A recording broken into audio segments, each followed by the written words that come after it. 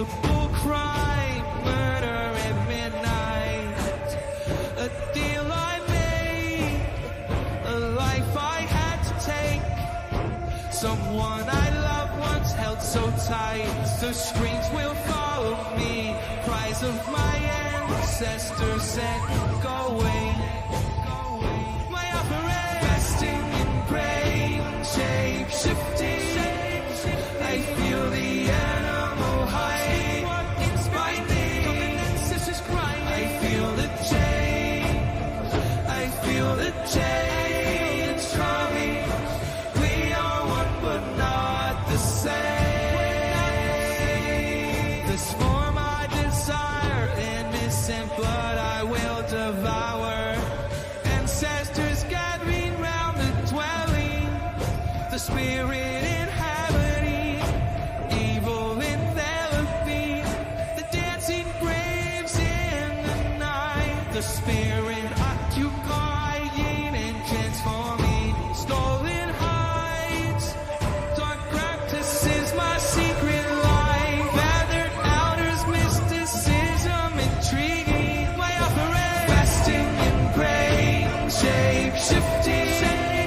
I feel the animal hide inside me. I feel the change. I feel the change coming. We are one but not the same. Give me the ability to hide in plain sight, so no one can see me, not even in the light. I am the crawler, I'm a within, I'm nobody's friend. This initiation is all part of the dark creation. My desires performing incantations. I walk in disguise. If I catch you, it's your demise. Shamanism, my religion, summoning spirits, manifesting myself and changing my flesh. A nightmare to behold. I'ma make you part of the fold. The skin of a man, the soul of a predator. The change is complete. This thing I become, my flesh has succumbed. My operate, fasting in brain, shape-shifting. I feel the animal hide inside me. I feel the change. I feel the change coming. We are one but not the same.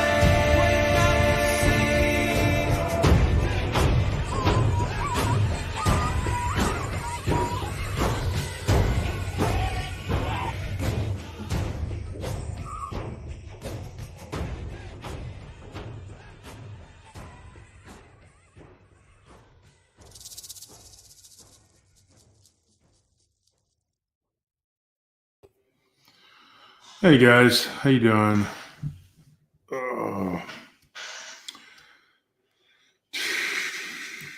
That is a song about the Skinwalkers.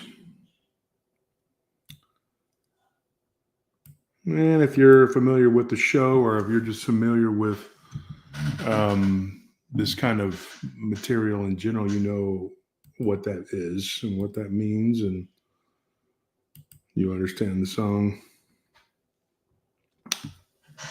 The legend, sorry folks, my arm is, my elbow is still not doing real good. The legend is, of course, that you have to, if you're doing something like that, which is, a dark thing, you have to sacrifice someone you care about, which is a horrific thing to think about. I mean, can you imagine the kind of evil that it would take to do something like that, to be committed to the darkness? I can't even imagine. I would not, most of us would do anything to hang on to our loved ones. And here these people are willing to sacrifice somebody they supposedly care about and love to become a shapeshifter, a skinwalker, which is funny because a lot of cultures believe that you all, everyone out there listening, you have the ability to do a lot of these things anyway. So it's like a sucker's deal, Give me 1 second, folks. I pray in Christ's name.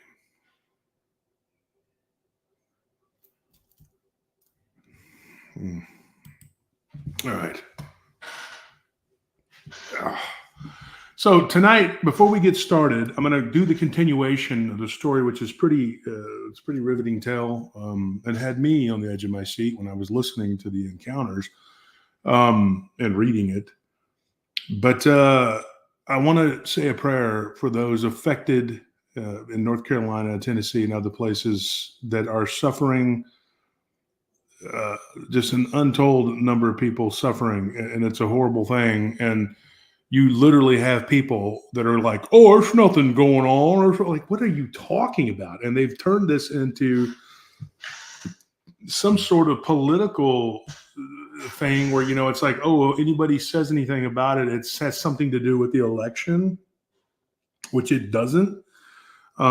This particular incident, some people will say, that they believe that there's some other things going on. There's weather manipulation, things like that. I mean, I think it's too early for me to get into a big old dissertation about what I think about this. Right now, we're just in the phase where, but I will. But right now, we're in the phase where we need to be praying for those affected and for them to heal. And what I mean by heal is for the families and everyone that's affected by this to, be okay. Okay. So that's what we're going to do right now. We're going to say a prayer. Dear Heavenly Father, I come unto you in the name of Christ. I ask these things in Jesus' name, your will be done. Father, please help those that are affected by this hurricane. Please help the people who are trying to bring the aid and relief to these people that they can get in and get through. Please remove all barriers from these people's help. And please help those that need your help most, Lord God. And please, Lord God, take care of those that are suffering. Heal their broken hearts and their wounds, and help them to be reunited with their loved ones and to find out one way or the other what has happened to their people. And allow the spirits of the people who have passed on to have peace, Lord God. And I ask these things in the name of Jesus, that you heal these people in their land. And please, if this is something nefarious, the people that were behind it, may they be punished for what they've done. And Lord God, please have mercy on those affected. Please help them and please heal their land, God, and help us as a nation to move forward and do what is right and stop all of this awfulness and infighting. Remove the blinders from people's eyes, God, that they see what is real with all of this nastiness that's going on, political or otherwise. I pray this in the name of Christ. I ask these things in Christ's name. Your will be done. We claim this in the name of Jesus. Amen. Okay, so I know some people have actually criticized me quite a bit about my beliefs one way or the other, whether it's that I'm a Christian or whether I'm not a Christian. They don't believe that I'm or whatever, because I tell people what I think. I tell people what I believe. It's very I'm very open about what I believe and I think. And so, some people are going to challenge it and they're going to fight and they're going to say, who knows what? Okay. But it's up to me to care about what they say. And it's up to you to care about what they say. And I personally don't. And so a lot of people are going to say things and they're going to be whatever, regardless of what I do or say or how I espouse my beliefs or don't espouse my beliefs. There are people who want me to come out and say that, oh, my elbow, it is so bad, guys. I'm sorry. Almost a month. Like this right here is like going on 3 weeks of just not being able to hardly move it. Man, oh my gosh, it's terrible. Hopefully I can get it back on track. If you could say some prayers for my healing too, please, so I can get over this. But if you sit back and let people dictate to you what you can and can't do, which is what a lot of these people were doing. Because like I said, they're not attacking other podcasters and YouTubers for their beliefs. One individual, he was, hell-bent on, well, this guy's not, he doesn't believe the way I do. He believes in the Anunnakis, Anunnaki, sorry. But he, so that's why I went after him. It's like, there's a lot of people you could go after who believe for real like that. I just espoused it as a possible theory. And no, he chose to launch a full-scale attack on me and have a bunch of people join in. And that's what they do. Because you don't believe like they do. But like I pointed out many times, like you're attacking me, but there's a lot of other people who believe that. And they don't even sniff in their direction, So this is a spiritual attack. It has been a spiritual attack, and it's been going on and on and on. And we here have had to endure it, Got bad news today. The situation that we were trying to come to an agreement on with the place we were going to move to fell through. They decided they didn't want to sell. And so in a few days, I will be homeless. But the thing is, I'm not going to let that happen. I'm just going to have to find another place until we can get ourselves together. And I know that God's going to show us a way. We're going to figure it out. So I actually got to meet with a lady today. These agents, they get in the way and they don't, and there were people just not being correct. And after having talked to the person today, she's a very nice lady. Very nice lady. It's a shame. But she's just like, like, I'm not going to sell now. She's like, I wish I would have known sooner that was the absolute case, but I didn't. I was lied to. And she has a disabled daughter, and and her grandson is special needs, and he has to be in school and stuff, and she can't disrupt that. And so we're just going to have to move in another direction. And people were not being honest with me. And so now we're in a situation. So please, I'm just being completely honest with that. If you could pray for us for that situation, and but you didn't come here to hear that. You didn't come here to hear all of this other stuff. I'm just giving you the 411 on what's been going on. I haven't really had a lot of time to mess with things. My friend Kenny Irish is writing a book, and I'm in the book, and his last 2 books were bestsellers for a while on Amazon. And so I've been having so much trouble with the pain and with all the stuff I've been dealing with that I haven't been able to get back with him. And now I have to get that done, So I'm behind on a lot of things. I am way behind on getting a lot of things done, but it's really unnerving when you don't have a good living situation. It's just, I don't know. I just don't know why people have to be the way they are. They can't just do right. But the people are people, and they do what they do, and they're greedy. And just never underestimate what people will do and say when it comes to their money. They will throw you under the bus. They will make up stuff, and they will just, they have no boundaries. There's people nowadays. It just, it's like they don't, and it's always been that way, but I think it's more pronounced now. And when you see what's going on over there on the East Coast with the hurricane, that right there, to me, from the reports that are coming in and people saying, that's not happening, either you're very gullible, or you just made yourself believe that the government is like mommy and daddy and that they'll always do the right thing and they'll take care of you. This kind of started with the last election. Not the last thing, the election before, where they were so hell-bent on believing whatever it is that the media said because it was kind of going in their favor. And now they're doing, they did it again when everybody was getting sick. And then, because you can't say it, and then they did it again. They're doing it again. It's like, oh yeah, you should trust them, trust the science. Oh yeah, blah, blah, whatever. Yeah, okay. And I trust that they don't do anything manipulative at all. Even though they've pretty much come out and said that they have the ability to manipulate the weather and that they have been doing it. They've pretty much said it. And even with those admissions, people are like, no, this is bullcrap. This is pseudoscience. And none of this has any basis in fact. Because I believe, this way.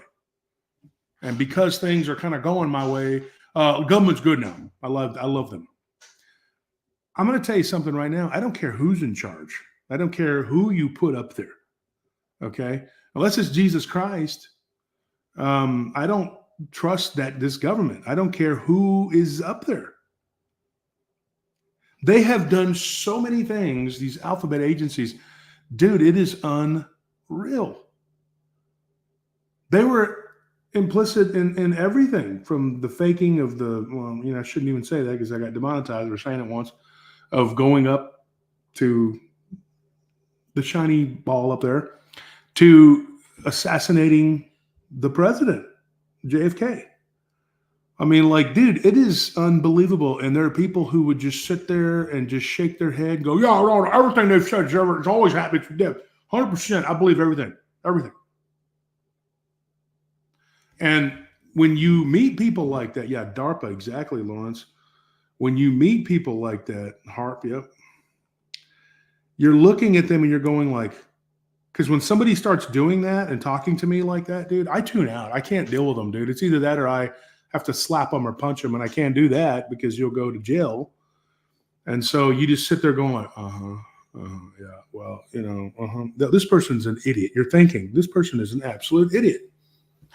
And they'll believe anything. If they'll believe that, they'll believe anything, folks. Anything the government tells. If they tell them that that's all fake, everybody's not really dying and whatever, then they're going to go, yeah, see, that's all bullcrap. That doesn't really happen because the government said that, and I'm voting for the government. That's what they're doing. They're voting for the government. Some of these people who I know would never have dreamed of mail-in voting, when it came time to do it, because they knew what was going on, but they were willing to do it and go along with it because they didn't want a particular individual in the White House. Well, guess what? They were all for it because everybody that was for it was on a particular side, and everybody that was against it was on another side. But common sense would dictate, and this isn't because I'm on a particular side or not, but common sense would tell you, I don't trust these people with electronic machines. How can you trust that? You can't. You absolutely can't. But yet these people, because they feel like it's going their way, that's time to trust them. You see this a lot too with people that root for sports. As long as their team is the beneficiary of it. I see it now with a lot of Chiefs fans. The Chiefs get a lot of gimmies. Patrick Mahomes is their darling, And I can't stand Patrick Mahomes. I do not like him. I don't give a crap if he throws 1,000 touchdown passes. I don't give a crap. I don't. I mean, and who's my team? Well, I like the Raiders, the Cowboys, the Buccaneers, and the Texans. I like C.J. Stroud. I like Dak Prescott. Of course, those are our quarterbacks. But there's other quarterbacks I like too. But I don't like Patrick Mahomes because he's a crybaby, and if he cries, they give him they're oh yeah, okay, and they'll throw a flag. I saw him do it. I've seen him do it multiple times. Every time he's about to lose, they come to the rescue. And not every time. They got to make it look real. Goofy ass with his helmet on the top of his head, it doesn't even go down on his head. It just sits on the top of his head. Can't stand him, dude. It's just he's a sickening individual to me. And a lot of people don't, because I know that he's the beneficiary of this and he's okay with it.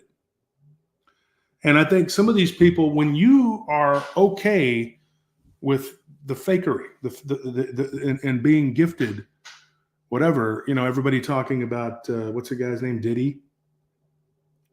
Everybody said that Kanye was crazy, 50 Cent was evil, blah, blah, blah. But look at what they said and look at what they were saying and look at what's happening.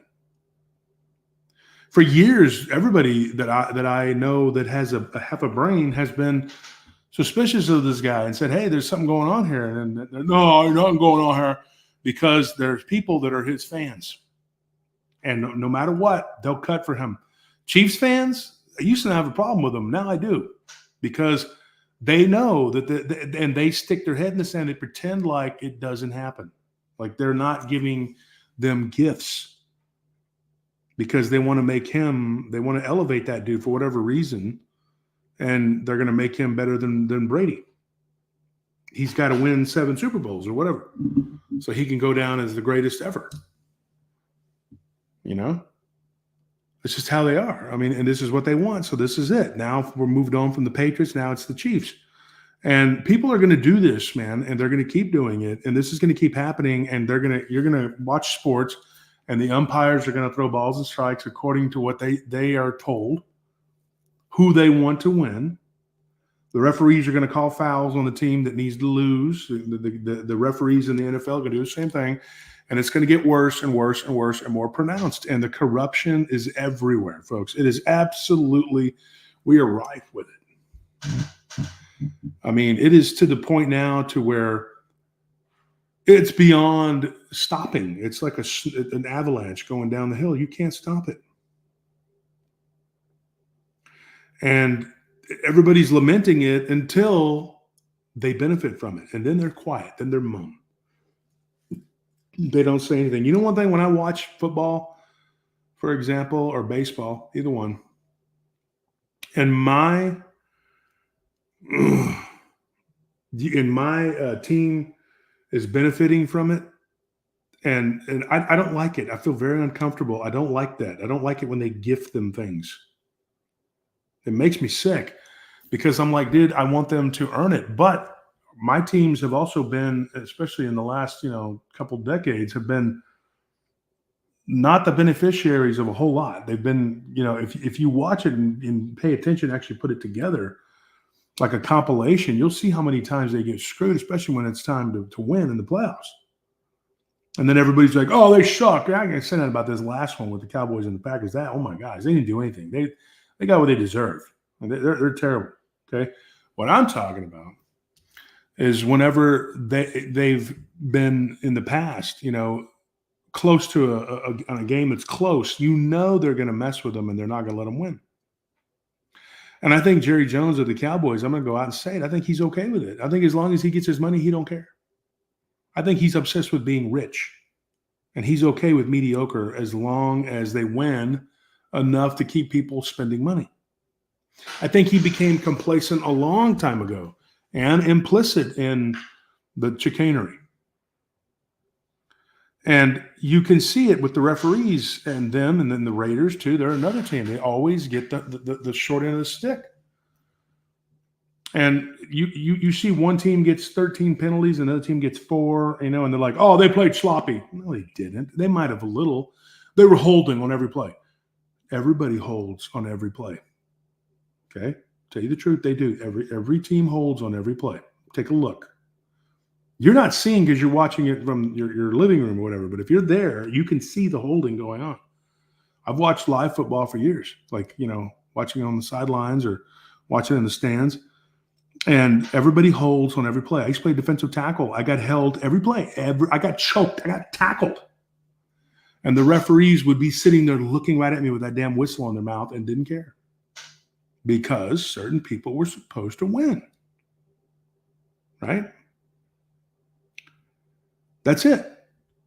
So they throw flag. The Texas game, I was watching it last weekend as they were. I'm waiting for the chat to fill up a little bit, folks, so I can start talking, because people will come in and then not know what's going on. But I was watching the Texas Longhorns. I need to move this camera up, but I don't know how.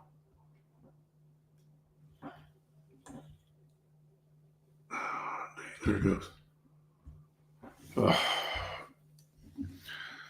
But I was watching the UT game, and it was bad. I mean, it was like they threw a ton of penalties, and still they prevailed. They had them in like 3 holding in a row or something. It was like 3rd and 30 or something, and then they threw a touchdown. I'm like, wow, finally They threw very few penalties on Mississippi State. They threw a lot on Texas, but Texas still prevailed. But I thought about it, and I was like, this is a portent of things to come. They're going to do this when they go to the playoffs. They're going to do this. Mark my words. They're going to get heavily penalized. And the average lay dumbass eating nachos and wings and drinking beer, swilling his beer, is going to be like, oh, that's because they play sloppy. No, because they're happy that their team won. But when you take the gifts of the devil, well, when the bill comes due, you got to pay it. And nobody says anything until their team is the one getting screwed. Everybody's comfortable with their neck until their head is on the chopping block. They're comfortable with their head until the neck is on the chopping block. They see other people getting abused and whatever, and they're like, oh, let them know that. Your turn is coming. It's turkey season, and everybody's going to get it. We love the farmer. The farmer's our friend. No, he's not. And you are just a commodity to them. But people fool themselves into believing all kinds of silly stuff. It's crazy. And they're like, man, my team paid $200 million for this guy to hit a ball. Good for you. Now, will the referees let him do it? Will the umpires let him do it? Because the umpires in baseball are notoriously corrupt. There was an umpire named Angel. You know what? I'm not going to say his last name. Go look it up. His name's Angel. Terrible guy. As far as he was so bad. I mean, there are compilations on YouTube about the dude. These umpires took it upon themselves to literally change the face of the games that they umpired by calling some of the worst calls. And if this was something more meaningful, get this, and this is where I'm going to bring it all in and end it with this. If this was a more meaningful thing, they would have been held accountable. And they would have lost their jobs, or they would have been told, hey, we need to start limiting these people's power. But think about it, folks. Politicians are much like the umpires and the referees overseeing the bread and circuses. They are overseeing our country, and we give them no term limits, and we let them go to Congress or the Senate and get rich. How many times have you seen these representatives and these Congress people just get absolutely rich? And they do it for decades and decades and decades. And nobody's limiting them. Nobody's saying, hey, we need to vote on this. We need to stop it. And guess what? One side is so brainwashed that they're like, no, it's okay. Let them do it. Mommy and daddy. They're okay with those people being the way they are because they benefit from it. They're benefiting from it. Once it starts to affect them, then they're going to go, hey, this isn't correct. And they're so ridiculous. They have this, haven't you heard of agenda such and such? No, I haven't. Well, I have, but it's not true. It's not real. It's not going to happen. But they want to believe it. They want to believe it. And people will believe what they want to believe. Right? That's the sad state of affairs that we're in, folks. That's where we're at.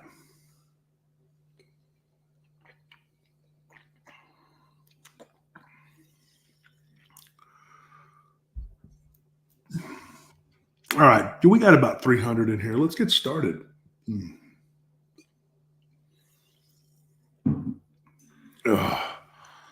So, as my shirt says, this ain't my first rodeo. It's not. And I see what these people are doing. And if you believe that these people are just serving the country and not serving themselves, well, what do you think happened to the money? What do you think they can't help these people? They could. They print money out of thin air. Right? But those people aren't doing anything for them, so they're not going to help them. If this isn't a wake-up call, I don't know what is.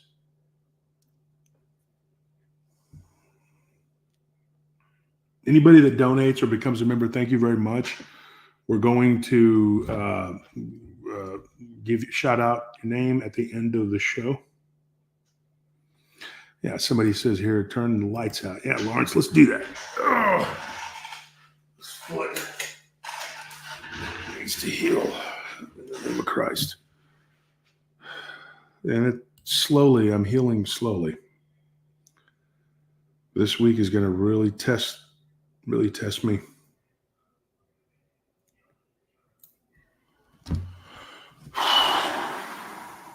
Oh, man. So we were talking about a guy named Salah who was from Egypt. He was Egyptian. Well, his mother is actually Algerian, but his dad was from Egypt.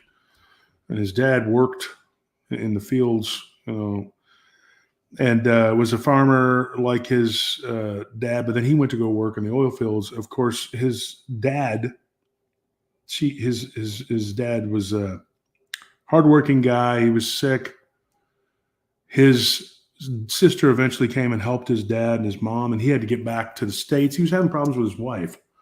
And of course, he had been, in this house where a lot of weird things were happening, and he thought it was connected to the jinn. And even though he is a converted Christian, he still, he has those beliefs, like the Middle East, they believe in that. And when he was having these problems, he thought, you know what, I'm going home, I'm heading back. He was going to O'Hare Airport, New York. He was going to be back, and he's like, I'm going back to my life. I'm going to be away from this craziness over here, my aunt's house and the things that were going on. And so he was done. He was like, I'm okay. I'm good. I'm now home. He goes, when I got to the airport, he goes, honestly, Josh, I thought, that's what he calls me. And he goes, I thought that it was over, and he says, it wasn't. He said, I was on the plane with this guy. He was a Lithuanian guy. And we struck up a conversation, and we were kind of talking, and we were at the baggage claim and whatever. And he goes, we were headed to the same area. So I thought about it, and I said, you know what? Why don't we catch a cab since we're going to the same area? He goes, I was going to be going out to Queens, where my brother lived, and then I was going to hitch a ride with him out, about 40 miles out into the countryside where I live. He lives about 40 miles out of I think he said 40 to 50, between 40 and 50, whatever. And he has a little farm out there, farmhouse. And he said that this guy was like, okay, cool. He's in the restroom, and he sees this thing behind him for a split second. And the guy that was there, this Lithuanian dude, he was there. And his sort of friend, the guy had just met, he said, Baba Yaga. It's something that the Eastern Europeans, that they call it. It's like the boogeyman, right? But it's typically like a female, like a witch type. Like I would say it's like a hag. If you know what the hag is, that's what they call Baba Yaga. When they talk about Baba Yaga, that's what they're talking about. And so this man ran out of the bathroom, and he followed after him and was freaked out. And the guy was standing there with his eyes all big, and he was like, and they looked at each other, and he had no idea what he had just been through. When they were on the plane, he didn't tell this guy, hey, whatever. He's like, we'd been through all this, whatever. And they had changed planes, and he had gotten on the same plane with him on the change, whatever. And this guy, was telling him, hey, I have family in New York. I'm going to visit, whatever. I was visiting my home in Lithuania, and I'm going back home to New York. And so they sat next to each other, and they just talked about everything. He goes, but we didn't talk about anything weird, no paranormal. He's like, there was nothing that came up at all that was like, hey, do you believe in ghosts? He goes, there was nothing with that conversation. It was all about work and stuff like that. And he's like, it was just about everything you could think of. He goes, and when you talk to people like that, you start to realize you have a lot in common with people. The world is not as cut and dry as people like to make it. And it's a lot more, in depth But it's also, you start to realize that even though someone could be from halfway around the world from you, you still have a lot in common. And he's like, we were both immigrants. He's like, he spoke really good English, and so did I, because we went to good schools, and we were considered, sort of like middle class for our countries. And he goes, and the thing is, they made us jump through hoop after hoop to become citizens. He goes, this guy was pretty vocal about it. He was aggravated that people can just walk across the border. And I agreed with him. He said, it's sad because he goes, it took me forever to get my citizenship, and they made me jump through all kinds of hoops. He goes, and I'm a professional. I have a professional job. He goes, and this guy was saying the same thing. He goes, we're productive citizens of this country. We pay taxes, and I agreed with him. And so he goes, this guy, we get in this ride share. It was like an Uber, whatever. And he's like, and we're going to the same area, sort of, And so they get to Queens, they say their goodbyes, and that guy says, before they were about to get there, he goes, it was a long awkwardness, where they talked about other things, but not what they saw. And then this guy, thank you, appreciate it, coffee. And so there was this awkward silence about what they saw. But then, right before they're about to get to their destination, the guy says, look, that thing was standing right behind you, looking at you in the mirror. He goes, is something, wrong? Are you okay? And so the guy says a prayer for him. And they're both Orthodox Christians. So, they talked about religion and raising families as Orthodox. And the guy prayed for him and told him, well, best of luck, and so they stayed in touch. And he goes, over the years, he goes, we talked a couple times, because he lived close to my brother. And he goes, so we met up one night for a slice of pizza, and we talked, and this guy prayed with me, which is a good thing. It's good to meet people who are like-minded and have your best interests, and whatever. And he got to meet this guy's son, and he brought his son, and they all talked and hung out, whatever. And the guy had his wife there. At that time, him and his wife were having problems. So Salah told me that when he came home, his wife had packed up and left to go stay at her mother's. And I said, why? He said, I had been gone for an extended period of time. And it was, a couple months. And every time I talked to her, she was adamant, that I needed to come home, and I needed to come home. And he's like, look, my dad's not in good health, waiting on the sister to come. And then the sister came, and he told her a little bit about what was going on at the house that he was staying in and all the weirdness that had taken place and how awful everything was that was going on in his life. But he didn't feel like she really grasped it. She didn't really understand it. She wasn't really taking it in. She was just kind of going like, And he says, I quit talking about it because there's no point. It was like I was lying or something. He goes, and she wasn't supportive. Ultimately, they ended up divorced. She had some issues with different things. They didn't agree on how to raise the children. She was very like, let the kids do what they want type person, kind of spoiling them, not really disciplining them. And they would talk back to him, and she would not let him discipline them. And he's like, it's not like I'm trying to beat them. I'm trying to make them be respectful. And he goes, and it spilled over into their school and in their personal lives. And they started getting in trouble. He goes, and the only child that listened to me was my oldest son. And him and his mother, she was very smothering, and he got away to get away from her. He went away to school.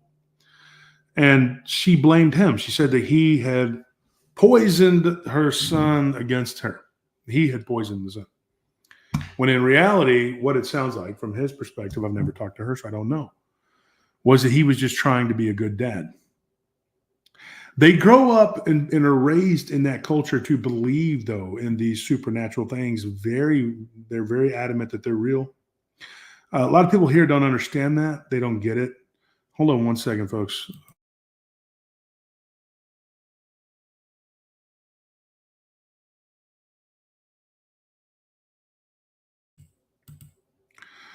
So they're raised, unlike a lot of Americans or Europeans or whatever the culture is, other than Eastern Europeans, they're raised because the Western Europeans, let's put it this way, the West. You're brought up to not really believe in these things. Yeah, it's cool to watch it and pay attention to it, whatever. But how many people can you really talk about it with? When I tell people that I have a paranormal show, sometimes they're interested, but the ones that aren't, they just kind of look at you with this blank look. They're not interested at all. You can might as well stop talking because there's nothing. They don't care.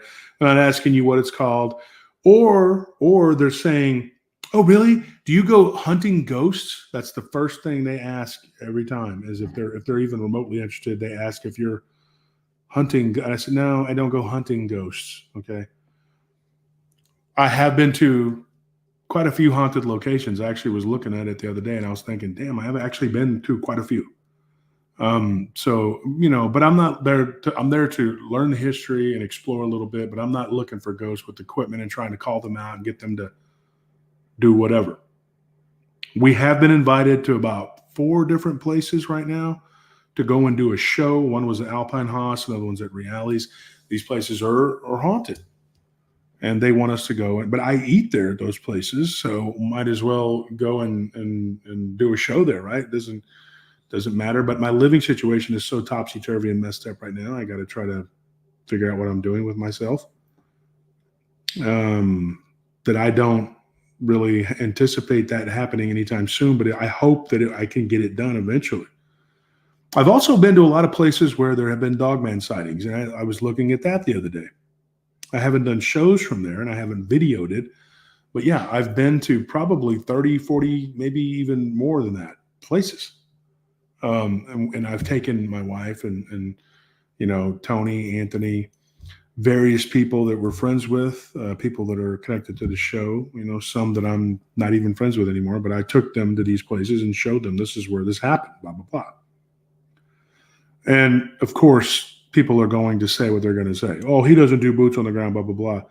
I don't know what these people call boots on the ground, because I see them walking around like in the same places that they live by. And they claim that they're doing this massive research and they're finding all this amazing stuff. And, I have yet to see any real proof. Because, folks, I'm going to tell you right now, I go out to these places all the time. And I don't see anything. There's been a handful of times where I've chosen to like record or whatever. And with the exception of maybe once or twice where I've heard things, I've heard some stuff, most of the time I don't really see, because it would stand to reason that unless it's haunting that place, it's not going to stick around there. It's probably going to be moving through, So maybe if you go into the caves, I would encourage all these people that are big critics and hate us and whatever, go find the caves and go deep, deep, deep into them. I'm encouraging you right now to bring us the proof, to 100% show us that you have the proof now of the dogman and the Bigfoot and whatever else it is that you believe in. And you go find that for us and bring it to us. And I'll kiss your feet. All right. I really will. On camera. All of you people. All right. That are doing all this amazing work that no one really never sees. You're not really proving anything. You're just going out there and tromping around in the creek bed, and you're walking around the woods and nothing's happening. All right. You're walking out there, with a stick, looking like Gandalf, but you're not really finding anything. And I'm not saying all of them are doing that, but there's a handful of them that are just really vocal about how awesomely awesome they are and how much awesomeness they're, exposing you to their awesomeness. But then there's nothing happening. They're not finding anything. They're just saying, yeah, I went out there and walked around and did some stuff, but nothing's happening. And I would say that if you were to just wander out into the woods, the chances of you just happening to just come upon one of these beasts is probably very slim. Okay. When there's, 3 or 4 of y'all in a group or sometimes even more out there filming and walking around. Have you ever noticed these films are always the same? Everybody's just like looking concerned. looking very concerned, and somebody tells a story and they're like, okay. But they're not really finding anything. And I'm not talking about like the documentary style, that part right there where they go and they interview people and the people tell the story and they show you where it happened. That's one thing. But if you're actually making a show where you're looking for it every week and everybody's just looking concerned and it's not happening, it's probably not happening. That's what I'm going to tell you. Okay. And so, yeah, when people ask me what I do with the show, I tell them, I said, well, I get encounters and I retell them, or I have people come on the show and they tell their encounters. And right now I haven't been able to do interviews or much at all, with the setup I got right here at the house, it's very limited and I need to record and do a bunch of other stuff, but I can't get up the stairs at the studio. So hopefully my foot will get better. And my knee, it keeps hurting. It's not, the gout's not that, I don't think it's getting into the knee again, but it's definitely in my arm. So,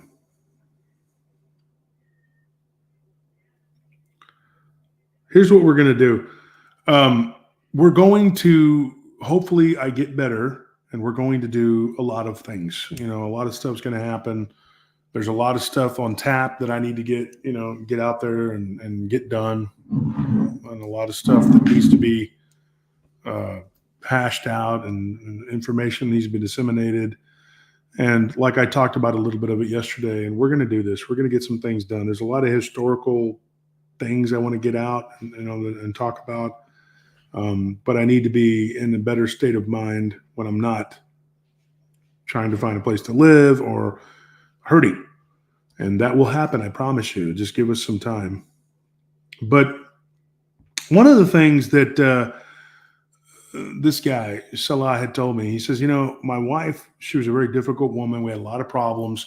He's like, and then I realized when I was there at that house alone, just how, how, I forgot the words he used. I can't remember how he worded it. Like, you're in this, he goes, we live in a nice big house. He goes, but I'm there all alone. He goes, and it's like 3,500 square feet, and I'm living there by myself. My family is gone. And she had moved into another town to go be with her mother. And he's like, I tried to get her to come back. I tried working it out with her. There was no working it out. She just didn't want anything. He goes, and it wasn't long where she was already seeing another man. He goes, and I just gave up. And I said, you know what? The heck with it. I'm not going to beg somebody to be in my life. He's like, and so I went through a state of depression. He goes, and I think that it made the condition worse. And he called it the condition. And I asked him why. And he says, because whatever was there in the house, because there was something that he told me. He said she was into playing around with Ouija boards and tarot cards, reading tea leaves and all kinds of stuff. And they had clashed over this before. And she was not, he had told her she was not to do that in the house and involve the kids, in particular his oldest daughter. And he said that it gotten to the point where she was like not listening, just very defiant. And right before he had left, he said that she was getting more heavily into this stuff. So whenever stuff started happening and he was overseas, he thought, well, surely this isn't her doing this. But he did say that there were a couple weird things that had happened while she was doing these things. Not the least of which, his second to the youngest daughter, he had 2 boys and 3 girls.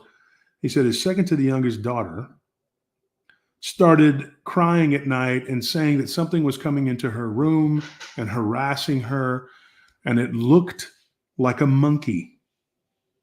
This is what he said.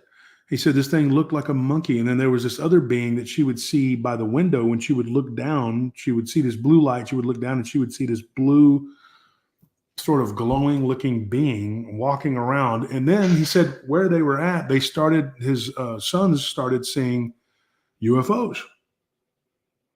And so he asked me if I thought that UFOs could be connected to people messing around with spirituality. And I said, yes, I do believe there's a connection.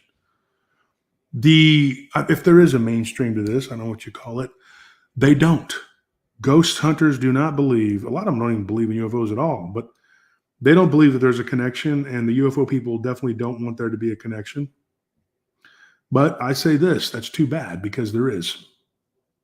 The cryptid people want to believe that a lot of these things are a flesh and blood anomaly, which is,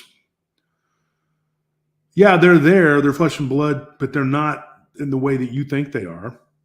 And they vibrate on a different frequency, which is something they don't really understand, because most of them seem to be sort of lower IQ, the people that are just very, and I'm not trying to be mean, I'm being completely honest. When you talk to some of these real big researchers into this subject, whatever, for all of their supposed education, everything else, they seem like they're not real smart. They're book smart, but they're not using the powers of logic and deduction, or they're not, figuring it out. They're not deducing this, hey, this is probably what's going on. No. That would be too much to ask.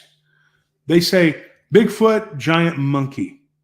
Dogman either not existing, or if it does exist, it's some sort of genetic defect of a wolf that's able to stand up.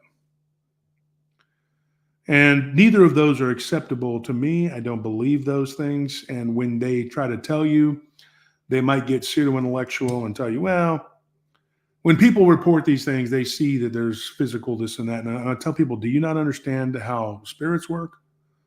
They can be as real and in flesh and blood as you and I, because they are real. But then they also can be not real, not flesh and blood. And I had a person, I'm not going to say his name, okay? He was somebody that I met in person, Bigfoot researcher. I'm not going to say I disliked him. He's not my cup of tea. He's very whatever. But he actually said something to me that made me think, oh, this guy. Because I had to explain to him how things vibrate, frequencies. And if you're very smart and you know all this kind of whatever, well, Bigfoot eats nutmeg with his coffee, like, come on, dude, you drink cinnamon in it, if you know all this crap about Bigfoot and its poop and everything else, and you're so super smart and you know all these things about science stuff, right? How can you not understand frequency and vibration and not understand how these things vibrate on a different, how do you not know these things? And he was looking at me like I had the retardation and I was from Mars. And I was looking at him and I said, you're not getting it, are you? And he goes, mm-mm. I'm like, wow. I said, so you're being willful. I kind of laughed. We chuckled. We had a chuckle. He's probably, if he hears this, he's probably going to know I'm talking about him. And he said, oh, well, it's very simple. I said, no, it's not. You're making it not simple on purpose. And he kind of laughed, and had another guy there that was kind of laughing or whatever. And I said, no. It is, but it isn't. But you're making it not simple. And then you're telling me it's a very simple thing, but it's also something that you can't comprehend and all this other stuff. Well, let me tell you something. Pseudo-intellectual, whatever you want to call it, someone who does not understand how vibration and frequency and everything, like this oxygen can, what's inside of it, is not very dense, right? But this is. And all it is frequency and vibration. This is vibrating at a higher speed than what's inside, making it more dense and able to contain the other molecules that are inside of it. It's very simple when it comes to that. But I said, don't you think that could be happening with Bigfoot? And he says, no, I don't. So you chose a team and you play for it, right? I'm a Broncos fan, so whatever happens to the other team, whether the refs cheat or not, I don't care. Because I like Broncos. And when Broncos win, I win. Well, what about when they cheat? One day they're going to cheat you. It didn't happen today, so I'm happy. The very next week, they're freaking refs. This is the same mentality that these people have. They don't believe that these things can move in and out of another reality because guess what? They don't even believe in this other reality. But these same people believe in the earth is round. I see them attacking people who are flat earthers, whatever. I don't have a dog in that fight. But what I'm going to tell you is, I said something one day in a group, and this guy was a flat earther, and he has a right to believe the way he does, whether I believe in it or not. He has the right to believe in it. And they silenced him. And I said, hey, look, man, this other guy over here, he believes in Bigfoot, but he's attacking this guy because he doesn't believe that the earth is round the way he believes it is.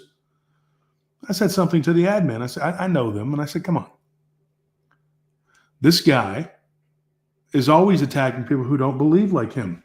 He believes very much in the flesh and blood Bigfoot, which I don't doubt that there is, but I don't think it is in the way that we think it is.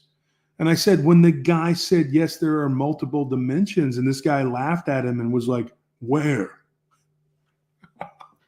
And I'm thinking, you talk about the evidence and science, and because he said about the round earth, he goes, I believe in science. And I said something to him. I said, hey, this isn't really my fight. I was like, but I said, if you believe in the evidence and science, how could you just criticize that man for not believing in multiple dimensions? He said, well, he says Bigfoot's is grabbing people and taking them to other dimensions. I said, maybe they are, maybe they're not. I don't know. I'm not out there in the woods with Bigfoot. Whether it's a giant monkey man or it's a demon, I don't know. I was like, but he has a right to say what he wants to say. What is this here?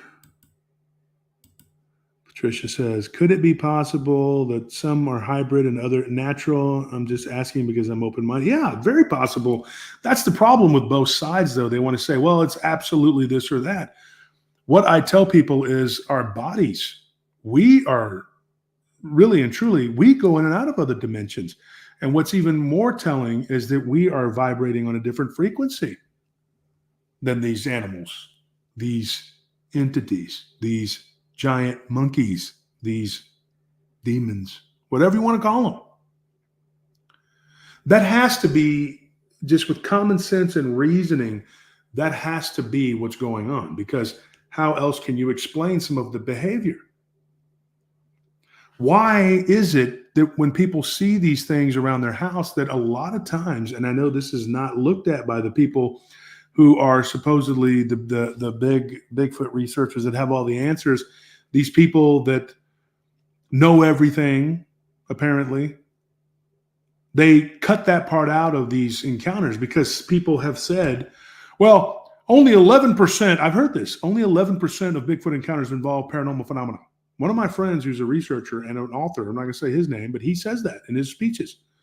And I told him, I said, that's so unfair. Because you're going by the numbers of these encounters, right? You're going by the numbers of the encounters that are filtered by certain organizations and by certain people. Depending on the researcher's preference, whatever their flavor is, what they do is they skew the numbers. And they say, oh, well, all the accounts have not been paranormal, whatever. Yeah, but one of the accounts involved, Bigfoot floating. Ah, well, you know what? I didn't take that one. That one was not real. This is what they literally do. They literally do this. I've seen them in these groups. I say, you didn't take that encounter? No, it wasn't real. That person's full of BS. So that's why these encounters don't involve paranormal, because those people aren't accepting those encounters. It's the truth. It's as simple as that. Now, I had a ghost researcher. She was very snippy with me, and she says, what you do muddies the water. And I'm always very genteel about everything I do. I said, oh, like taking a poop? She goes, oh, yeah. I'm like, oh, wow. So it is. So I'm taking a poop in the water. Whatever you want to call it. I said, no. Why? Because I think that Bigfoot could be connected to spirits. She says, if it's not a spirit, she goes, then it's just a giant ape that's running around out there. And I said, so you do say it could be a spirit? She goes, yeah, but I don't believe that when there's a haunting and a Bigfoot is seen, that they don't think it's a connection, it's a coincidence. I said, well, there's an awful lot of coincidences then. She's a ghost researcher. But one of her colleagues who was kind of agreeing with me, she said, well, I'm going to tell you this. She goes, there's a lot of evidence to show that these are spirits and so are aliens and everything else. I said, oh, okay. So now everything has to be whatever it is that you're researching. And there again, they'll say 99% of our research into ghosts does not include a Bigfoot because you're not looking for it. You don't go out with an EMF reader on a haunting case and actively look for a Bigfoot. They don't even do this when somebody says they saw one. They just say, oh, that's not connected, and they go on. What kind of crap is that? When people say, hey, I saw this, like this guy Salah's daughter saw this monkey. Now, it wasn't a monkey. It was like more like an ape, but it was short. It was not real tall. It was about 4 foot. So you would be looking at this slightly built ape-like creature. The way she described it was nothing like I had ever heard of before. There was a little bit of a snout, not quite like a baboon or, anything you could say dogmanish or gugwee or Janoskwa, anything like that. And, oh, God. But it was also not completely ape-like. There was the face did not look like a gorilla's. It had a human-like nose. But it had a bit of a protruding snout, and it had big fangs, big teeth, and it looked evil. And she said the nose wasn't real wide, wasn't real big, like the gorilla has a big wide nose. It's not like that. So it wasn't gorilla-like or chimpanzee-like. It was, kind of like a human-like face, and it walked upright. But it was only 4 foot tall, but then it would get down on all fours, and she would see it move around the room. She would wake up, smell this awful smell. The way she described it was rotten eggs. And then it would vanish. It would run through the wall and go into another room, or it would disappear out the 2-story house. It would go through the wall, which this thing is going out and falling onto the ground. I don't know. She also saw it outside, and everybody thought she was crazy until the younger daughter saw it too. Then she started seeing it, and the mother was like, "Oh, it's a ghost, and blah blah blah, but you can't be afraid of it, but you need to stop talking about it because you got your sister scared and all worked up." And he was like, "Look, I told my wife, I said, no, you did this, all this messing around with this stuff, conjuring this stuff, you did this." He was convinced it was a type of jinn, and I'm not one to argue. I don't know what it is. I'm not one to argue about that. I don't know. If it's something I know for sure, but I don't. So I said, I'll take your word for it. If you believe it, you believe it. He said, when I was a kid, he was talking about, yesterday we were talking about the stuff that happened to him. He said, my brother saw something similar to that when he was out hunting. And his brother had an encounter on that property. It used to be, a lot of acres. And he said, dude, when we were in the Middle East, he goes, my brother had an encounter with something I can only describe as a Bigfoot. My brother and 2 of his friends, they saw it. And their friend's dad. 4 people. They backed away slowly and they got out of there. One of the things that people tend to do too is when it's something that seems to be their wheelhouse, then they're all about it. That's oh yeah, that's what this is, whatever. And but they'll also take things that aren't a part of that and they'll bend it into that to make it, fit. Instead of just admitting that this stuff is all different, but it's all the same.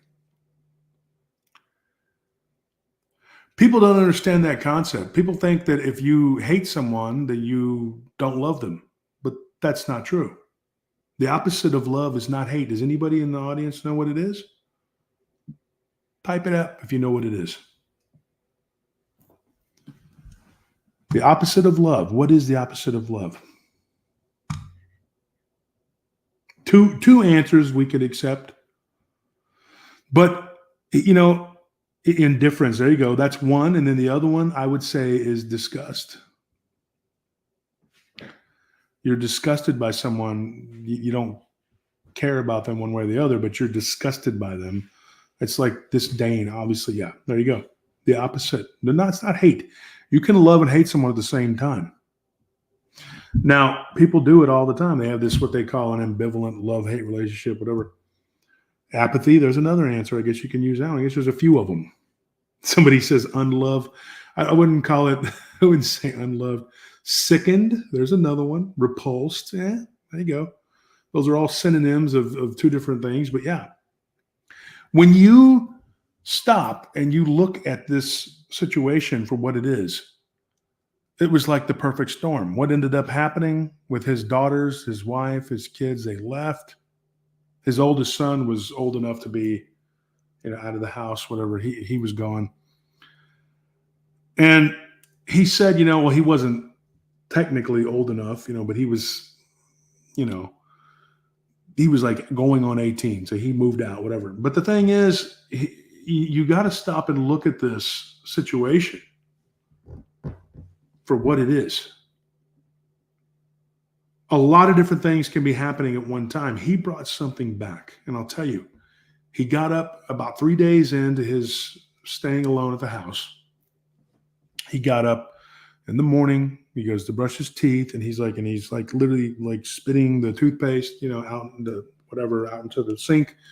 Turns the sink on. He looks up, and there's this thing hanging on his back that looked like a woman with disheveled hair, with fangs, not humongous, oversized fangs, and it was like it was about to bite his neck.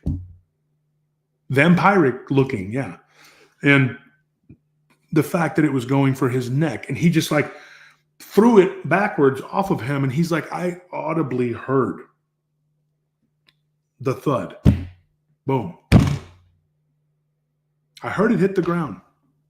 He's like, and then he's like, I felt it on my feet. Like I felt the vibration. He's like, and I looked down and I heard something crawling, but I couldn't see it. And he said, dude, every hair on my body was standing up. He's like, and I was absolutely stunned. I said, did it look like the hag thing that you saw at the airport? He says, kind of, but not no.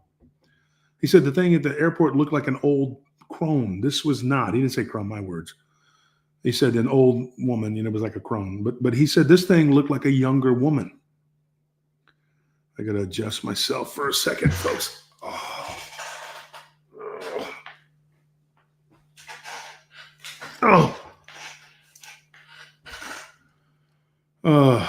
Somebody had posed a very good question.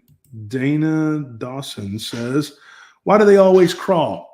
Well, do you remember when we had Jerry Williams on the show with Ella? And I got a lot of people saying, that guy's crazy, and you're crazy for having him on. He's full-blooded native. He's a Choctaw. And he's not crazy. They tell a creation myth, as they say, of a being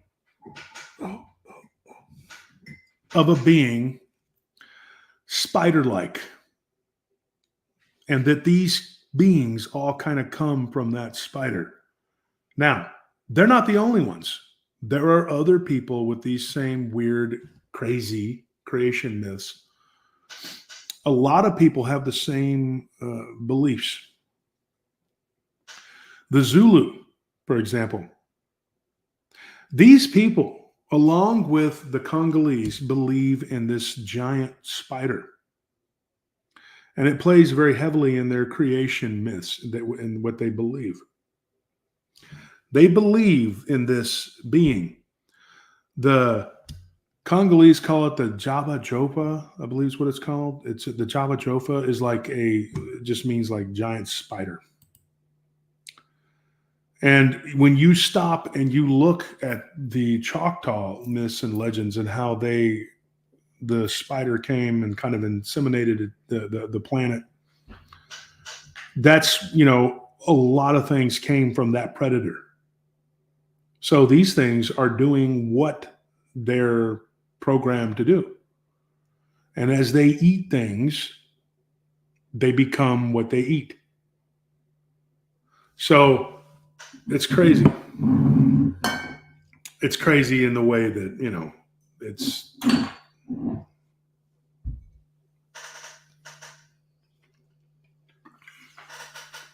Yeah, maybe I'm saying it wrong. Is it Jabba Fofi, or I think it's... I saw it. It ain't spelled that way, but it's... Yeah, there's different ways that they say it, but I'm pretty sure that Jabba Fofi is... We could look it up. Somebody want to look it up? I know it's the Congolese, and there's stories from the Congo of these spiders actually killing people. A squadron of Belgian and Congolese mercenaries were supposedly killed and devoured back in the 1800s by these giant spiders, the Japa Jofi or Fofi, whatever it's called. There's a lot of weird stories like that. Speaking of which, here somebody says something about the Tsuchigumo. Okay, that's another one. Okay, if you're talking about the Japanese, they had reported when they were on the Solomon Islands, not only running into giants, but they ran into giant spiders that were killing their soldiers. And they also, because they retreated into the jungle. Now, on the Solomon Islands and in Papua New Guinea, both, the people tend to live around the outside of the jungle, and they don't really go deep into the jungle. The tribes people don't do it. Why? Both places say the same thing. It's full of giants. And not only are these beings giant, right? But they have giant spiders, and they have a name for this Bigfoot type creature. I can't remember the name of it on the Solomon Islands. We should do a show about that one day. I will. We're going to get into that one day. And I know a lot about a lot of these different beings. I just can't always remember all their names off the top of my head. Yes, Zachary says the spider crawl is very common amongst Sasquatch encounters. Yes, it is. Oh, that's funny. Did you say that, Lawrence? Because he says not a fan of spiders either. I had a horrible dream about green, see-through, glowing spiders coming down a cave wall. There was an Australian soldier in Papua New Guinea who actually, it says here, Altuition says, yeah, it's spelled Jabba Fofi. I've seen it called Jabir Fofi, but it's the same thing. I could have just gotten off it. Yeah. Sorry, I didn't get the name completely, whatever, but that's, yeah, it's trying to keep it all up in there. And then Audacious Amber says a swamp in Central Africa, that's the Congo. It's literally, you can fit 2 Texases, and it's crazy how big it is. So when you stop and you look at these accounts and these creatures and what they do or what they are, it's crazy. There was an Australian soldier that gave an account. I got to go look it up, and maybe you guys can look it up.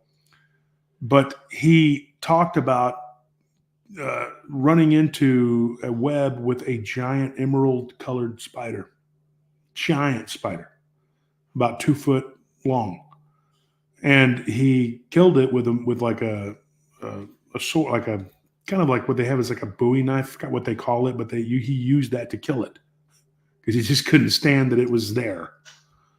And right when I say that, Steve Dutcher says, "Don't ever kill a spider." Well.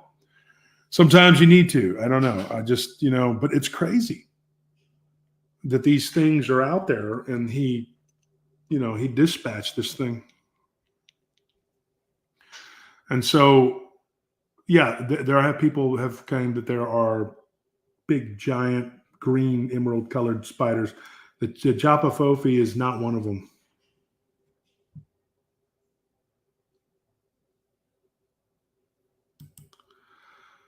And I can't even pronounce your name. Ranch, Drez, Goig, Flips.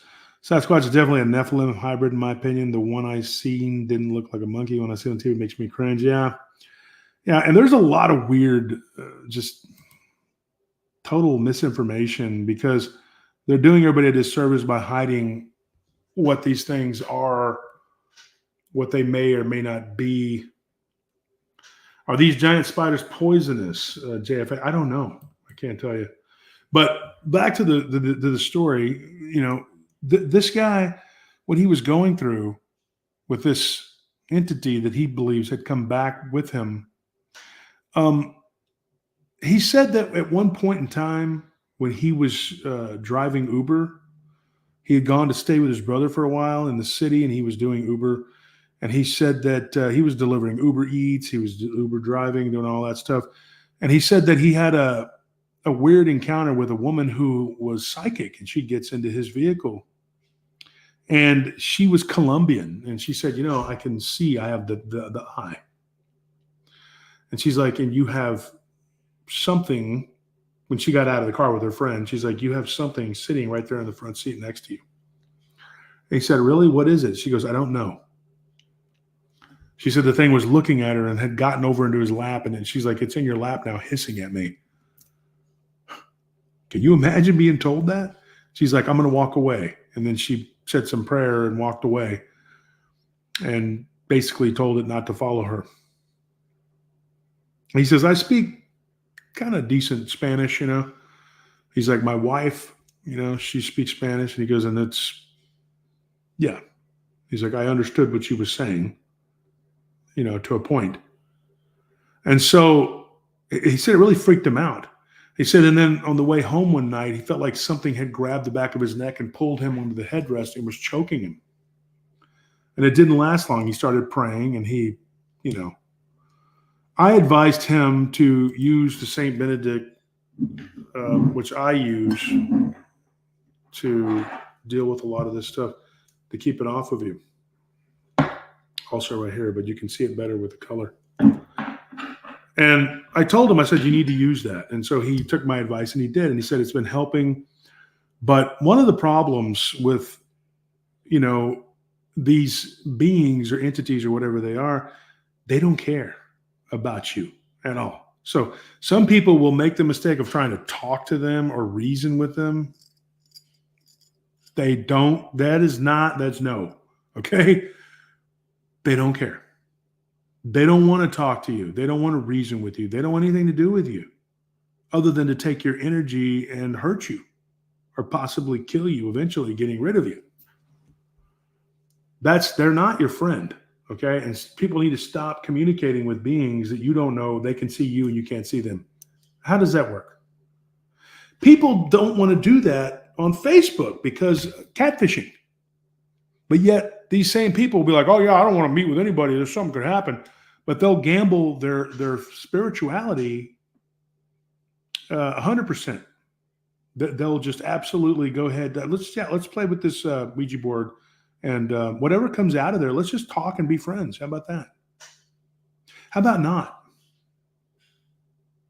Because my advice to you, peace for all, kill, steal, and destroy. That's exactly what they're here for. That's right there. Read that. That's what they're for. They're not your friends. They're not here to be your buddies. And, exactly, Fruition. Look at that right there. There it is. Stop communicating with them. If a person if you can't see them and they're talking to you through the wall, would you open the door and let them in? No, because they could hurt you. They could physically hurt you. But these beings can do the same thing. Only thing is they can do it spiritually and physically. It's worse. And you can't shoot them with a gun, and it's not going to save you, and neither is a knife. So, Al, you might be able to with a knife. There's a reason for that. The iron. I say this, and I'm going to be completely honest with you. If I was him, I would have been in that situation. I would have left that house too. But I would have done something about it way sooner than he did.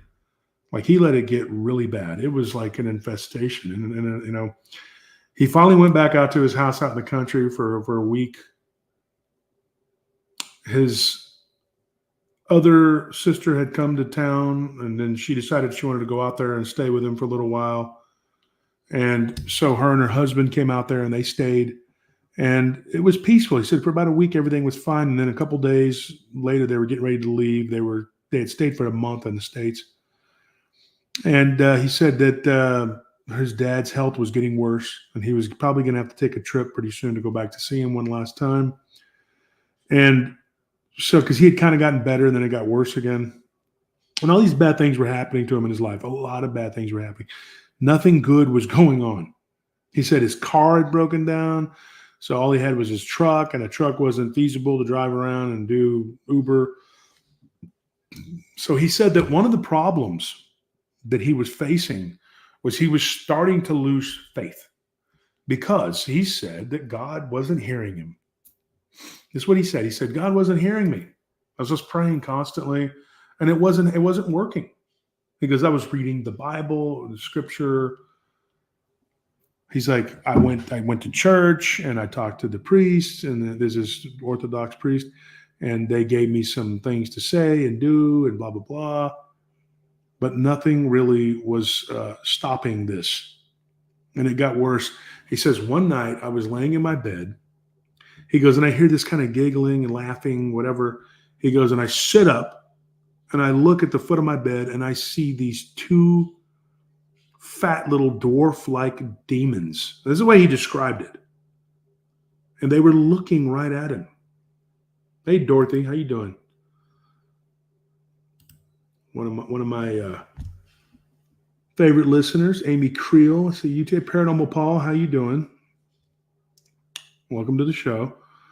And so whenever he looked at these things, he said they were giggling, laughing, and they were kind of like, and they stopped. He's like, and he goes, I saw the white in their eyes, and I saw them get big. And they looked at me, and they started doing this thing where they were going, this is freaky, okay, folks? If you get scared, don't watch. But he said they were moving back and forth. One would come forward, the other one was go like, it was kind of like a metronome, like doot, doot, doot, doot. And they were doing this. He goes, and they were ugly, grotesque little creatures. He goes, at first I thought they were like children. He goes, and as my eyes adjusted to the darkness, he goes, and I could see some moonlight coming in. He's like, I could see it. He goes, they were demons. They were like these little dwarf-like demons about 2 or 3 feet tall. He goes, and then they ran in 2 different directions and ran around the bed where I was. Can you imagine that? He's laying on the bed. He goes, and one of these little fat things jumps up on the bed and starts crawling towards him. And he's just sitting there. Obviously, he's shaking. He's freaking out. And he's just like, dude. He goes, and then I look and it's gone. There's nothing there. I just felt this cold air. And I sat up and he goes, I crawled out to the edge of the bed and jumped off. Oh my gosh. Unbelievable. He's like, I turned the light on. He's like, my lamp wouldn't work. It had burned out a couple nights before and I was just too tired to mess with it. And he's like, I look and there's nothing there. He goes, but then I see like a foot go under the bed, like it was under the bed. He goes, and I was too terrified to even go and open and look under the bed. He's like, I grabbed my gun, prepared for battle, whatever. And he goes, and I couldn't bring myself to look under the bed. He goes, I was too scared. He goes, I felt like the biggest coward. He goes, but luckily for me, he's like, my sister and her husband were still there. He goes, and I wasn't about to go. I'm a sort of a tough guy, proud guy. He's like, I'm not going to go wake up my little sister and her husband and go, hey, there's some dwarves in my bedroom. It's funny how he says it too. He's like, there's some little demons there. Can you come help me? Because I'm scared. And I said, I get it. I get it. And he goes, and I was not, And so Sam, I say Sam because that's the American name he goes by. A lot of people call him Salah that know him or whatever. He said, but people mispronounce it. They call me Salah and Sally and all this other stuff. And he says, I just tell people, call me Sam. It's Americanized name. A lot of them do that. And he said, he's like, I don't know what I was doing, Josh. I was so out of my mind. He's like, I started to walk down the stairs and I just stumbled and almost fell and broke my dang leg. I hurt my shin real bad and cut it. He's like, and when I did, I look up at the top of the stairs and I see one of those things standing there laughing. And then it runs back into my room. He said at that point, he goes, I decided to sell the property. I said, that would probably be smart. I said, but you're getting rid of the property, you're not getting rid of the problem. That's it right there. I mean, you're not getting rid of the problem. You're just going like, you know what, let's treat the symptoms of it. You know? You're not getting rid of the root cause of what's happening in your life. These demons that affect you, well, there's a reason. And as Brother Abe always says, you know, Abe sees, he's got his show, it comes on at night. And actually tonight at I think 9 o'clock or 10 o'clock, Jason Bland comes on with Paranormal Soup, one of my favorite YouTubers. Go check him out. Show him some love. He's always got a small chat, but he's got a great show. And tonight, it's a special night because my friend and colleague, Ryan Edwards, who I don't always agree with his weird aper ways, but he's a very damn good researcher. I like him. He's a good guy. And what I like about him is you can talk to him and he's open to possibilities. He doesn't just shut you down and do give you the spiel, you know. He's not trying to sell you on anything. He's a very open-minded researcher. And so he's going to be on with Jason Bland tonight on Paranormal Soup. So when you're done here, go check those guys out because Jason, I'm sure, will come up with some interesting things to talk about with Ryan Edwards. So Jason Bland, Paranormal Soup, folks. And then after that's over with, go to Spiritual Encrypted Encounters with Abe Seas. He's always got a good show. It's entertaining, to say the least. I can tell you that. It's always funny. I'm in there quite a bit. I'll probably be in both those chats now. I got nothing else going on. But here's the thing. When you stop and you think about this, everybody wants to give you advice. This is something that Salah said, or Sam. He's like, Josh, everybody's trying to give me advice. And it's easy for them to just say it and just dismiss it. He's like, even my boss at work. But I missed so much work, I ended up getting, let go. I was sleeping in. I was having problems. He's like, I couldn't get my crap together. But not the way he said it. And I told him, I said, I get it. And everybody's trying to give you advice about it. But most of those people wouldn't take that advice themselves. And a lot of these people were just like, well, I don't know what to tell you. And they don't care because it's not them that's going through it. It's very hard for people. It's human nature. Right? If you're not the person going through the spiritual attacks and the warfare, you're not. It's just hard to, you got to wrap your mind around it. You can't blame people. People, they got a million things going on. People got to pay bills, like mortgage. You got kids in school. You got everything you could possibly imagine. And on top of it, you have a friend who's saying, hey, I'm being attacked by demons. Okay. So how are they going to, what are they going to do? Now, he did say this. This is the one good thing. He said that was the only time he saw the two little dwarf-looking creatures, but he heard them laughing a few other times, especially when he was packing up and getting his stuff. Luckily for him, his brother came out there and, he helped him. He had a cousin that lived in New York too, in New York City, and they came out there and, he goes, we're a pretty tight-knit community. And he goes, and my wife, my ex-wife, even though she was not with me anymore, she and the kids came. They all helped me pack and get me moved out of there. In 2 days, I was gone. I didn't have a whole lot of stuff. He's like, and then I sold the place. And I crashed at my brother's for a while. And he said the final straw was he was standing at the refrigerator and he was getting some milk to put into his coffee. And something hit his back of his legs. It felt like a ball and made him fall backwards. And he fell and he hurt his arm and his shoulder. And he was like, I'm done. This is ridiculous. I got to get out of here. Yeah, Tennessee Ridge Runner says, Abe and Jesse are amazing. Yeah, Abe and Jesse are funny, man. And he said, this is ridiculous. I can't live my life like this. This is nonsense. And then he had to reassess himself. His sister-in-law, his older brother's wife, was a very nice person, very devout in her faith. And she told him, she was like, look, go to church with me, right?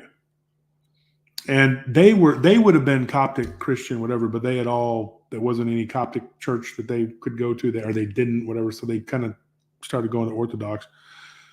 But he said, look, we went to a different style church. It wasn't the same, but it was enough. It was good enough. He's like, and we had people there that cared and they understood. And some of these people were very understanding. And there were a couple of Assyrian people there. Assyrian, not Syrian. The Syrian and Assyrian, two different things. Right? Assyrians are Mesopotamian. And so he said that these two Assyrians that he had met from the city, that they went to that church and they had a community center. And so he went there and there were all kinds of people there. There were Christians, Muslims, different types of people from the Middle East, some that weren't from there, Greeks, Italians. They were all there and they were talking in this group. And it was a group just based on people that were struggling and going through spiritual warfare. He's like, it was amazing. It was like 20 people and their spouses, but 20 people that were sharing whatever.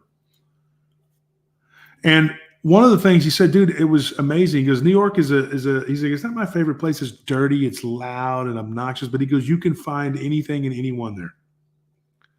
And he said that these people believed in what was happening. And he goes, they started praying for me and they laid hands on me. He goes, and they denounced this stuff that was happening to me. He's like, and one of them, she was behind me and she fell backwards. And 3 people witnessed this thing come off the back of his neck and go up and out of the building. They described it as the head of a witch-like woman with just like a spinal cord. It was weird the way they described it. It was very bizarre. And I said, did it solve the problem? He said, yeah, it did. He goes, that was it. I was done. I was freed. I felt like I was lighter. I didn't have this pressure in my back and my neck. He goes, I didn't feel it in my joints like I was feeling. He's like, I was freed of this entity. And he goes, and it felt like 1,000 pounds had been lifted off of me. And he said that when he would pray, sometimes in that house, he would hear this boom, boom, boom, boom, boom, like something running through the house trying to stop him, when he was living out in the country. And he said it sounded like a freaking gorilla running. And I always thought about what my daughter had seen. I didn't see it. I never saw that. He goes, but I knew that there was something like that.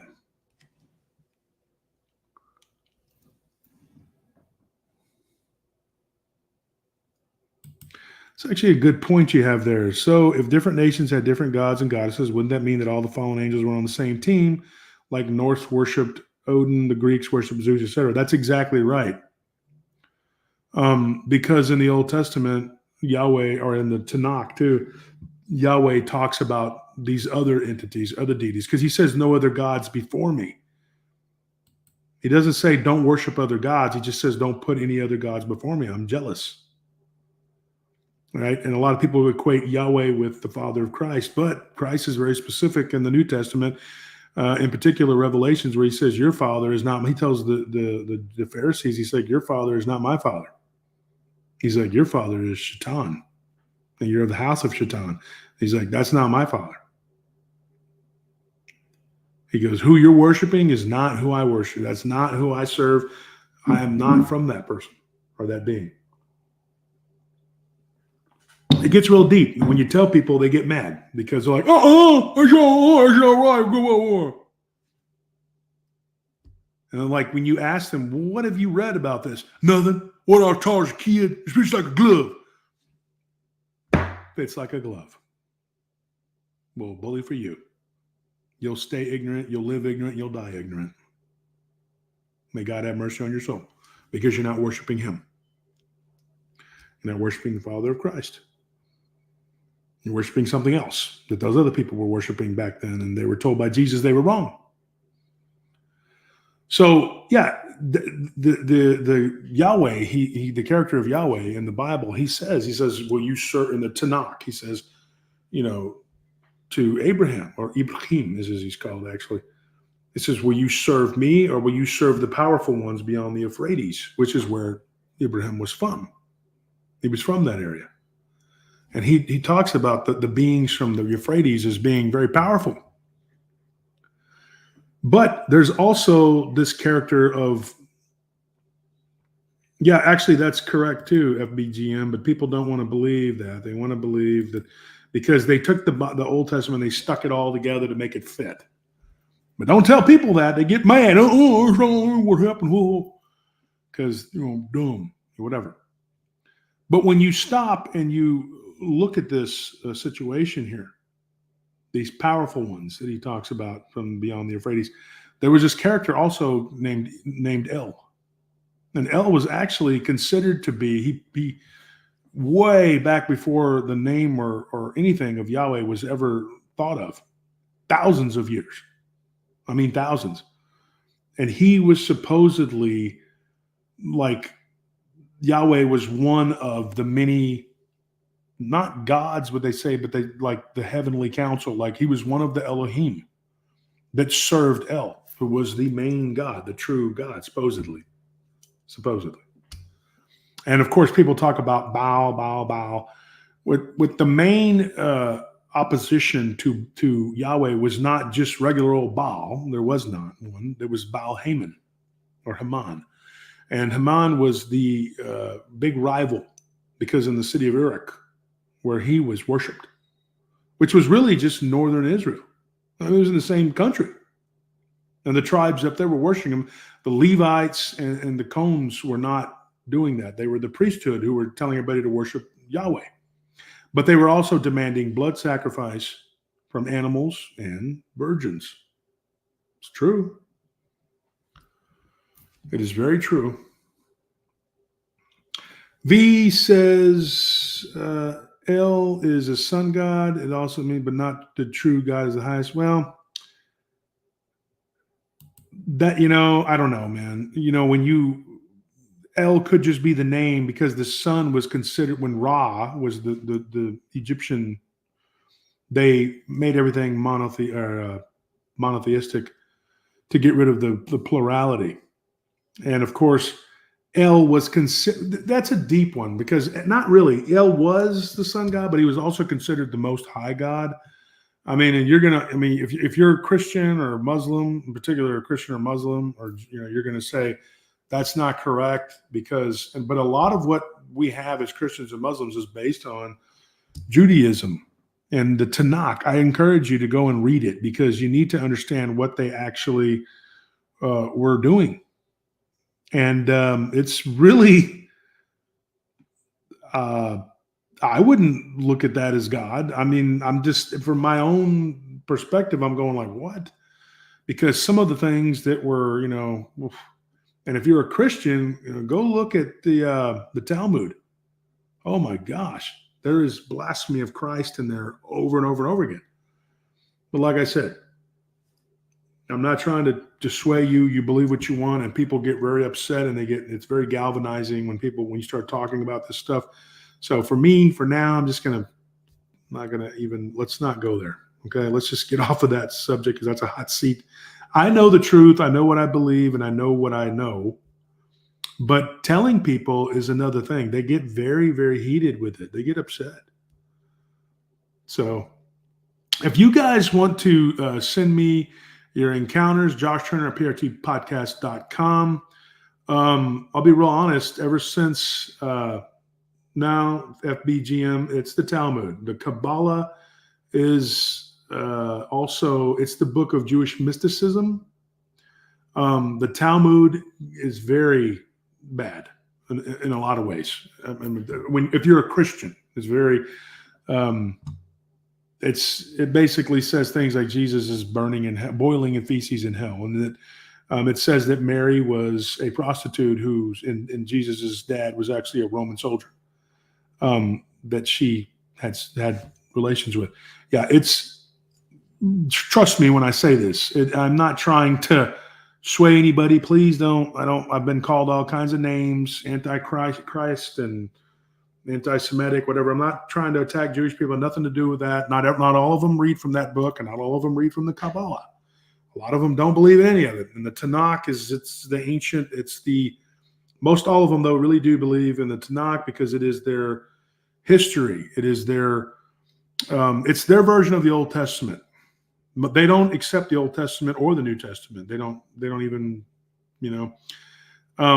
and who they call God, which is Jehovah, is another spelling and another way to say Yahweh, because the W is the J, H and then V instead of Yahweh. The W is the Y. I'm sorry, the Y is a J and the W is a V, so it becomes Jehovah, right? So there's a lot of there's some rough stuff in those books. But if you read the Tanakh, that's basically where that's their version of what they believe from the Old Testament. Like that's their version of their history, their canon, if you will.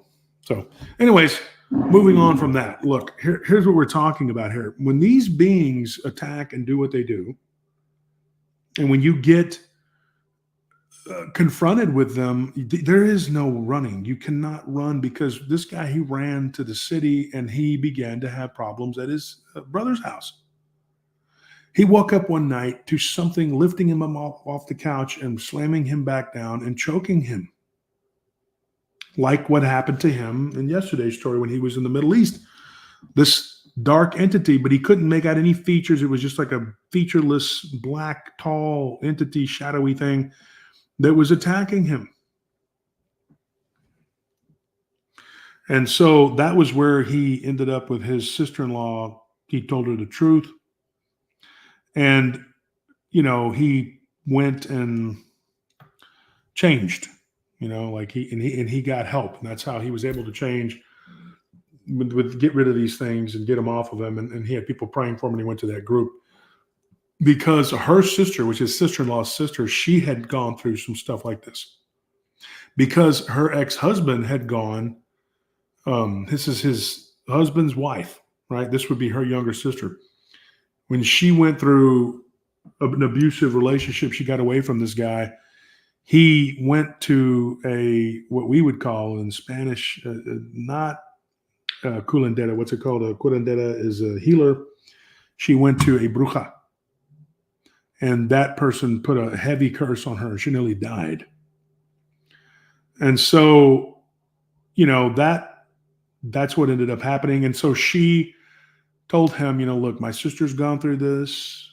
You don't have to suffer. I can help you. Let me, and so he opened up and told her, and they went and dealt with it. But thank goodness for good people that help, right? People are talking about the Torah. Well, the Torah, that says the Torah is the good book. That's the first 5 books of the Bible, right? Genesis, Exodus, Numbers, Deuteronomy. You know what I'm talking about, right? Okay. I will say this. There are a lot of stories in there that are, they don't there's a lot of contradiction. Let's put it that way. In the Old Testament, there's a lot of contradiction. And it does clash quite a bit with the New Testament. And if it's not, that's because your Bible has been it's been compressed together, right?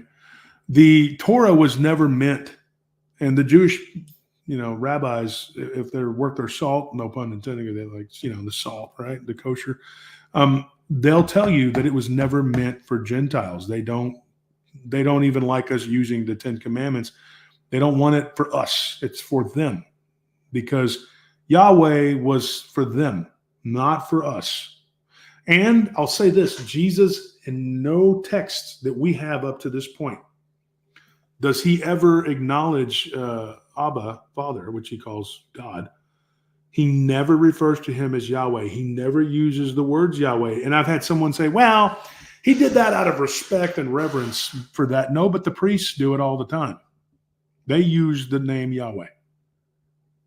So when they said we must give 10 talents of gold and 40 sheep and all this other stuff to Yahweh, because that's his cut from a village that they went and they slaughtered all the inhabitants and they killed all of the animals. I'm going to make it short and sweet. I'm not going to get into a big dissertation on it.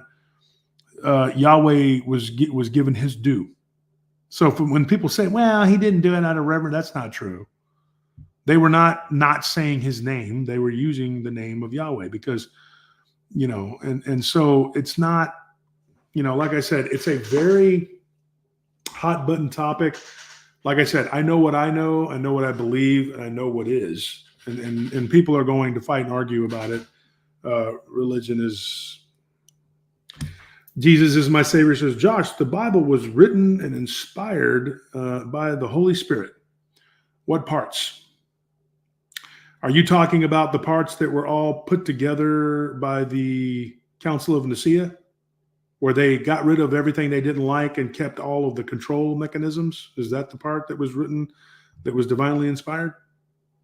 And the Jewish people, they reject wholly the parts of the Old Testament because that's not theirs. They just look at them as some historical books, whatever. They're not religious. And then they also reject the New Testament completely. So what parts are divinely inspired? Because you can't have it both ways. That's the problem. That is the dilemma. I came to that conclusion years ago. If you want the Old Testament to be part of the New Testament and make it fit like a glove, like some morons would say, I'm sorry, it's not that simple. It doesn't fit like a glove. And in particular, when rabbis will tell you, and I've studied and talked with them, and we've discussed this. I've been on another guy's show talking with a rabbi about the same subject. It was Jason McLean, and I can tell you right now, I was on there with another Rabbi John, and he agreed with me, in my assessment that the Old Testament it's not even in order according to them. First 5 books, Torah, yes, the oral Torah. That's it. Yeah, and this part right here, there you go. They just said it. He said, I'm not sure the law in Deuteronomy is you can kill your wife if you find out she wasn't a virgin, that marriage was inspired by the Holy Spirit. There's a lot of that. There's a lot. It's hard to reconcile. I don't know. Sophia James says, it must be real. In the future, they will ban the Bibles. Who's banning the Bibles? They're going to ban the Old Testament, but I promise you, they will never ban the Tanakh or the Torah or the Talmud. Those will never. Take my word for it. They will never be banned, ever. The New Testament might be, because those that are wholeheartedly in favor of, they're totally against Christianity, which is based on the New Testament. Unfortunately, it's been compressed with the laws that are Noahide laws, these old archaic laws that allowed the elite, which were the royal people, the royalty, the lizards, to be able to espouse control over the people. So, I don't know.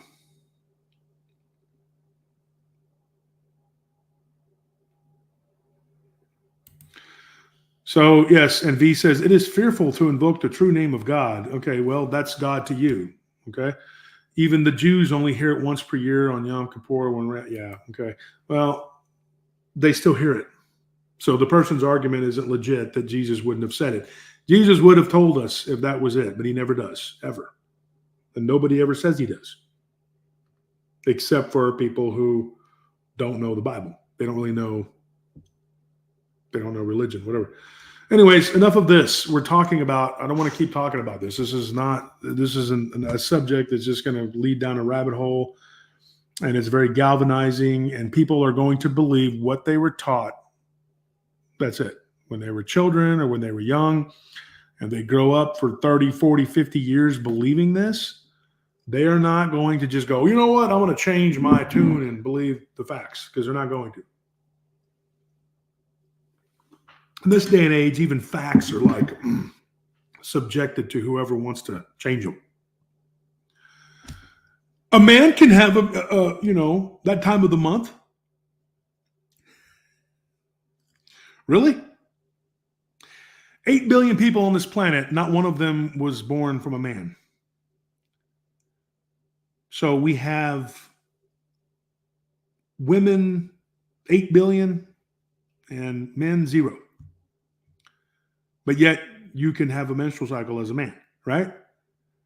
Just because you want something to be doesn't mean that it is. And common sense has been thrown out the window. We've thrown the baby out with the bathwater, and we don't believe what we're told when it is absolutely true and right in your face. Because there are people, if you showed them the absolute truth and they witnessed it, I've seen it happen, they would rather slit their own wrists than believe what you're saying. In fact, that ruined one of my friendships. So some of you know what I'm talking about. There were people doing and saying the most obscene and horrible things. And this man was presented with this evidence over and over and over again. They had none. They had no evidence whatsoever to present to him to show him that I was doing and saying the things that they claimed. I had on my side, me and my people, a ton of it. And this man, supposedly a devout Christian, was shown this over and over and over again. But because he wanted to believe the worst in me and believe in his friends, and he wanted to join their side because he thought it would be a better move for them. That's the only thing I could think of. He thought it would be a better move for him. Because a lot of them, believe me, they're not all that. They started saying it, but they espoused that they were fundamentalists. Some of them were or are, but a lot of them were just pretending. They were like, oh, yeah, I am too. And they're not. They're absolutely not. Never were before. So when you want to join a cause or a fight, whatever, and you think that it's in your best interest, that it's going to work out for you, well, you're going to ignore a lot of evidence. I mean, solid. I've seen people ignore empirical evidence, just absolutely solid, scientific, ironclad evidence, and they go, I don't believe in that. That's not what I want to believe. I don't believe that. I believe in the baby Jesus. That's it. Well, what about when he was an adult? I don't care about that. I just care about the baby Jesus. That's it. And these people will literally do a mountain of mental gymnastics to get their point across and believe what they want to believe. And even go so far as to launch an attack and then claim that you did it. And that's the communist playbook right there. I'm not saying he's a communist. I don't think he is, but let's be honest. I don't believe he is, but that's what they do. They slap you and they cry out while they strike you. And they're hitting you. Oh, he's attacking me. You just hit me 3 times, dude. And then I become the enemy, and then it's all going to work out. Everybody's going to believe the bullcrap. Well, that's not true because I just kept laying down the facts. And the facts were the facts. It's right there. Go read it. And this person refused to read. I guess all of a sudden they couldn't read anymore. Cognitive dissonance. There you go. So, people, they will absolutely just, throw their pearls before swine, and they will believe anything because they want to believe it. When you want something bad enough, you'll squeeze it in and make it fit. You'll make it fit. Nobody wants to believe that. It's easier to deceive people than to show them that they've been deceived. It's the truth. It really is. That's a cliche, but it's the truth. It's harder to make someone believe that they've been duped than to dupe them. These people were absolutely duped. Absolutely. And then when you try to tell them, hey, that's not correct, oh boy, nope.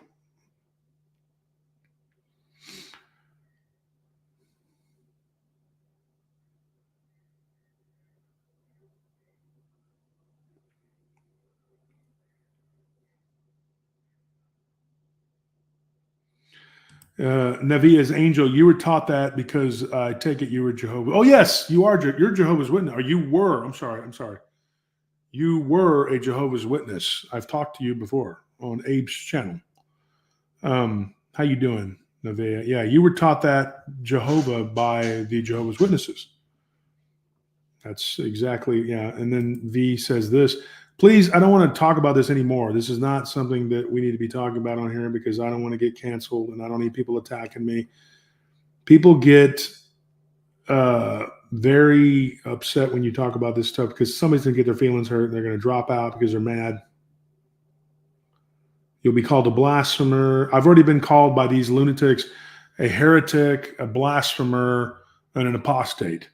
And they've plastered it everywhere. All because I tell the people the truth about what is.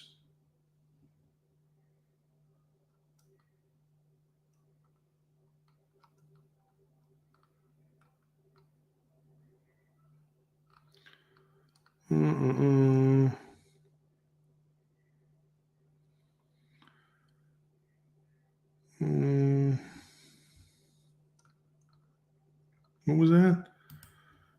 Tuition says, needless to say that in Russia, the practice of communist farming, which is called collectivization, by the way, caused a large famine because the crops couldn't get proper nutrition when the package closed together. Yeah, and they did a lot of things. Like under Mao, they killed all the birds. And then they realized, oh, shoot, we needed them. Yeah. Why we kill all the birds? I don't know. Why did you do that? Bad mistake. Oh, no, everybody starve. You know what? We kill everybody. Nobody starve. That's good logic. That's good logic. We learned it from Russia. Yes, comrade. We kill all animals that don't benefit man because drink vodka, kill. That's what we do. Well, why would you do that? Because all the animals benefit man. No.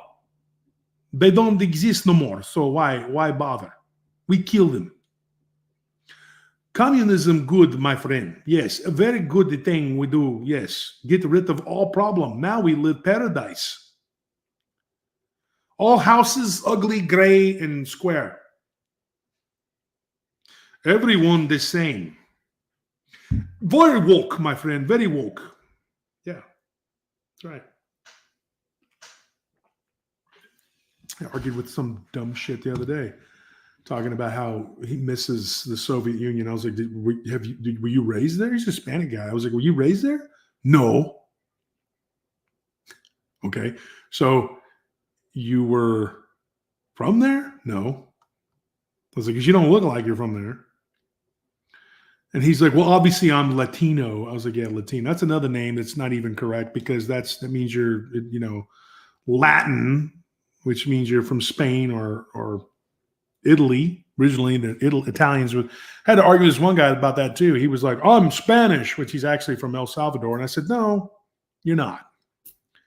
You're El Salvadorian. You're not Spanish. You speak a language that's Spanish. That's the only connection you have. And you're not Latin.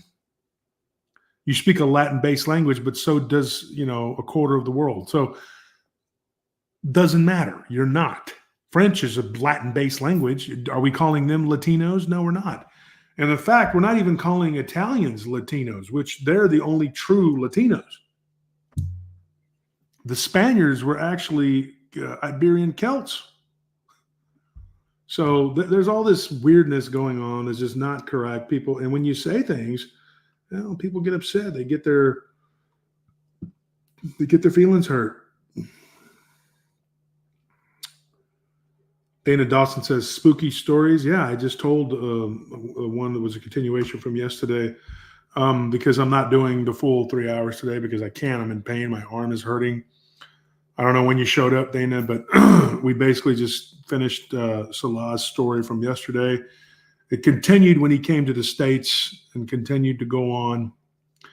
I asked him how long this turmoil was going on. He said about 6 months. I said, 6 months straight? And he said, yeah. 6 months from the time he got back. He was overseas for like 3. So 9 straight months of just constant harassment. He said there was maybe a couple days a week where something didn't happen.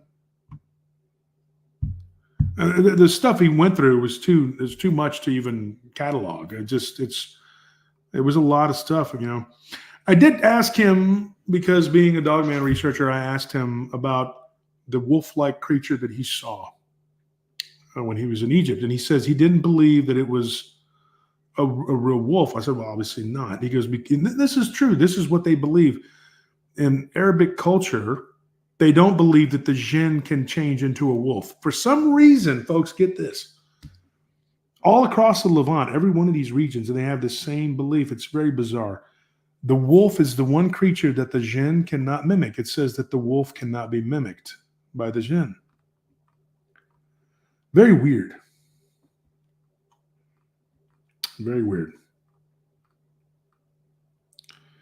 So when you stop and you look at these, it's hard to fathom what this person was going through.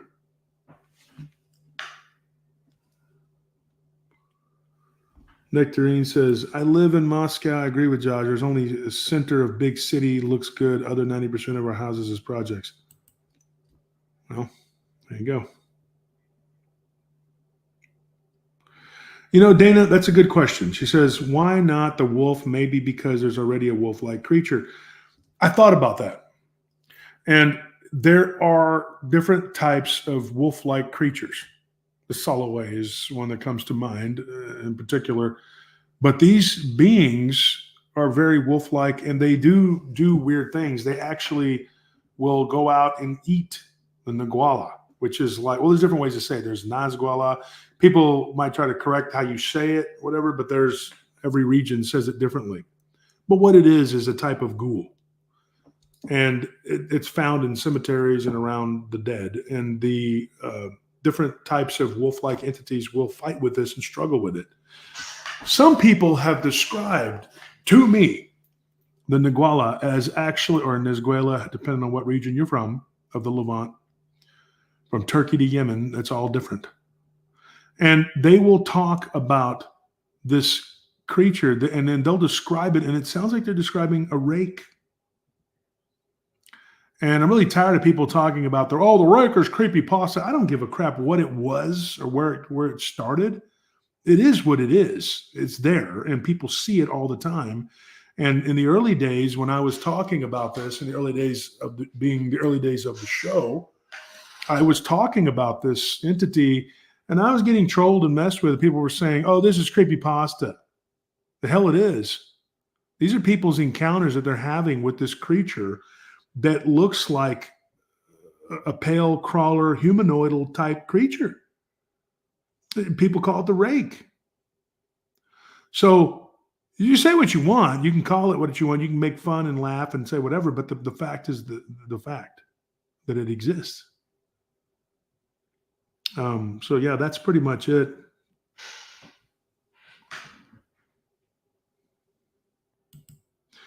Altuition has a lot of good stuff saying today. What is this? He says, perhaps they don't want to be mistaken as wolf or wolf-like entity because it has enemies of its own the Jinn don't want to deal with.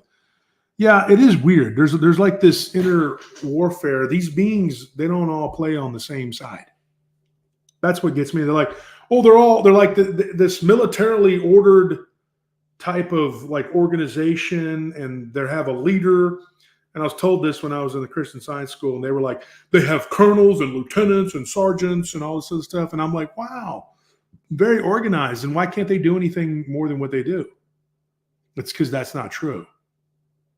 Okay. Evil eats itself. They eat each other. They don't play together. They'll be cool for a little while, and then, but they pay lip service, and then eventually that breaks down to, because everyone wants to be the top dog. That's the problem. No one's willing to take a back seat to someone else's ideas and let them have the spotlight, because God forbid they're not getting as much credit. They're not as popular or famous, and they're not making as much money. That's a big problem. And I tell people all the time, I was for years, every Friday night, I was bringing on a different podcaster, YouTuber, or author. And some would even say to my own detriment, because I promoted some of these people and they bit me, So what? I'll still do it, because if it is something that's going to benefit my audience and you're going to learn from it, and I think that they're a decent person that's got your best interest, I'm going to tell you, hey, go check them out. Until they show us something different, then why does it matter who gets the freaking credit? I don't care who gets the credit. I don't. And, if you don't make a bunch of money or whatever, so what? Do this because you're passionate about it, not because it's a source of income for you. Folks, I'm going to tell you, a lot of these people, they don't like me because I've told people before why they're doing it, because it's a grift. A person wants to boost their numbers. You know what they do? They go out and they make up a story that they went out, and every time they go out, they find something. Now, I could see maybe going out and find something every once in a while, but every time you go out there, you see a new creature. or something's happening. And there's a couple people doing it. And that's what they do. And so, you're sitting here and you're going like, what is this? Every time you go outside, you're hearing another unknown creature, and you have a friend that's a scientist that's confirming that's, come on, dude. Like, seriously, it doesn't make any sense, dude. I mean, and you have to stop and look at it. Now, maybe you hear things. I've been out in the field and heard stuff. I've heard it, and I can't put my finger on. I don't know what it is. That happens. It happens, but it doesn't happen every time I walk out the door. Right? And especially if you're just going to the same place all the time, it's either there or it's not. And so, I don't know. It just seems like there's a lot of grifting going on still in this community, and a lot of jealousy and backbiting, which made me leave and not want to come back. And I'm telling you the truth. If it wasn't for that night when Abe and his equipment was malfunctioning, I would still be gone. And sometimes I want to go back into retirement and stay. These people are so hard to take, so hard to deal with, and they're so hard to stomach. I mean, lie. Like, I just drank that water. That's how easy it is for them to lie. But anyways, folks, let's read off here. Carolyn CJ, thank you for becoming a member. Shade Viking. He says, PRT rules. General, I'm not going to say your name. He goes, you can only like one football team and stick to it. Well, that's not true. I like 4. Christian Wolf says, new member Dana Dawson made it tonight. I've been missing these lives. See, you were here, Dana. Zachary Factory, at least I am back, my friends. Hey, Wolf. Ernest Diaz, and then Zach again. He says, it's that filter mechanism you're referring to, Wolf. Although intelligent, they simply lack a grounded ability to perceive logically. That's true. T. Toei, she gifted 5 memberships. And then Pablo, new member. Alan says, hang in there, big guy. We need you. Wolfman 2000 gifted 5 memberships. Now, the memberships are going to come in handy because hopefully when this is healed, hopefully it's going to be next Sunday. We'll do the giveaway. I don't want to do it now because I don't know that I'll be able to make it. This week we have to finish moving. We have some stuff still to move. And then we're going to be, getting wherever we're going to end up. I don't even know 100%. I think I know where I'm going to be for a little while anyway. And so we're going to try and get moved. Excuse me for that. And then we're going to be, get a little more stable, and we can do the giveaways. And once I'm healed up, so give me until next week and we'll reevaluate it, because I don't want to have people waiting and be like, well, I won something and I'm not getting anything. But we will do that. But memberships and donations are good. They help the show. Thank you for that. We also have a Patreon. The Patreon you can do, and that gives you swag bag. It's really cool. It's a good deal. And then we also have the PayPal. If you want to donate to the PayPal, whatever, you can always do that. So thank you guys for tuning in. Thank you for making PRT what it is. Sorry we get off track sometimes. I like to keep things whatever. I don't want people, talking too much religion or politics or anything like that, because then it gets real dicey. So you just got to be careful, with what you say and what you do. And I've talked about it before. I've talked about it on here, on other people's shows. If you know, you know. So, all right, guys. Thank you for tuning in to Paranormal Roundtable. Oh, don't be like Sam or Salah. If you start having issues, there are people out there that will pray with you and help you. Find other like-minded people who have your best interest. And fight back. Don't just take it. Cry out in the name of Jesus. Call unto God. In the name of Christ. He'll hear you. Well, I've done it.